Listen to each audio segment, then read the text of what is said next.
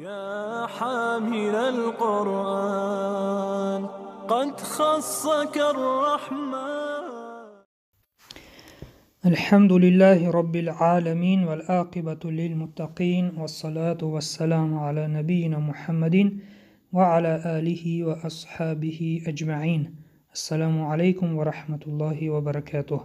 دوستان عزیز، درس امروزه سوره اخلاص می باشد.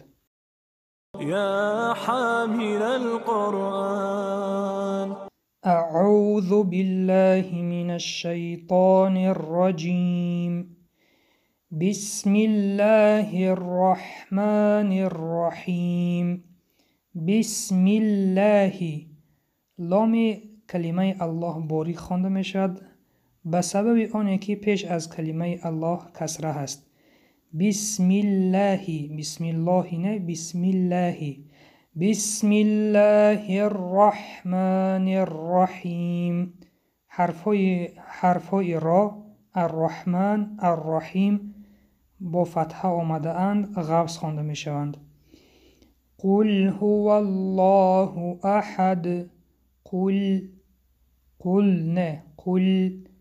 حرف لام همه وقت در زبان عربی باریک خوانده می شود. بجز از کلمه الله اگر پیش از کلمه الله فتحه یا دمه آید. قل هو الله احد. ببینید، هو الله، هو الله نه، هو الله. حرف لام را که در کلمه الله است غوص خواندیم به سبب آنکه پیش از کلمه الله فتحه آمده است. قل هو الله احد. هو الله مد طبیعی. احد حرف دال، حرف قلقله صدا می دهد. احد نه، احد.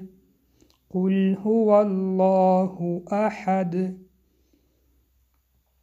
الله الصمد. الله حرف لام الله غوص خوانده می شود به سبب که پیش از حرف لام ما با فتحه آغاز کردیم. الله، الله مد طبیعی. الله الصمد. صا حرف استعلا است، غوص خوانده می شود.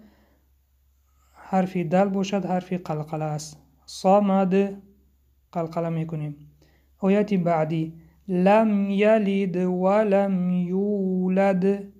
لم یلد حرف میم در اینجا اظهار شفوی می باشد که آن را روشن می خوانیم. یلد، یلد حرف دل با سکون آمده است، قلقله می باشد.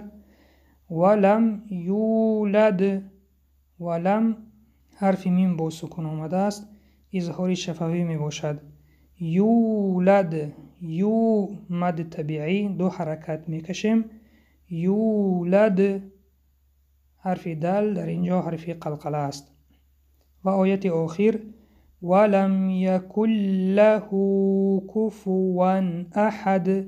ولم حرف میم اظهار شفوی روشن می خوانیم. یکن له، ببینید یکن له نوشته شده است لیکن ما یکن له می خوانیم. اینجا قاعده ادغام است. بعد از نون سکون حرف لام آمده است که ادغامی بیغنه می باشد. ولم یکن له، هو را دو حرکت می کشیم، در اینجا مد صله صغرا می باشد و علامت آن واو میده می باشد، چنانه که شما می بینید بعد از حرف ح واو میده آمده است. کفوا احد. کفوا احد. کفوا تنوین را روشن می خوانیم، قاعده اظهار است. احد در آخر حرف دال حرف قلقله می باشد. این بود درس امروزه، با ما باشید. انشاءالله باز درس ها را دوام می دهیم. تا درس های آینده در حفظ و پناه الله باشید.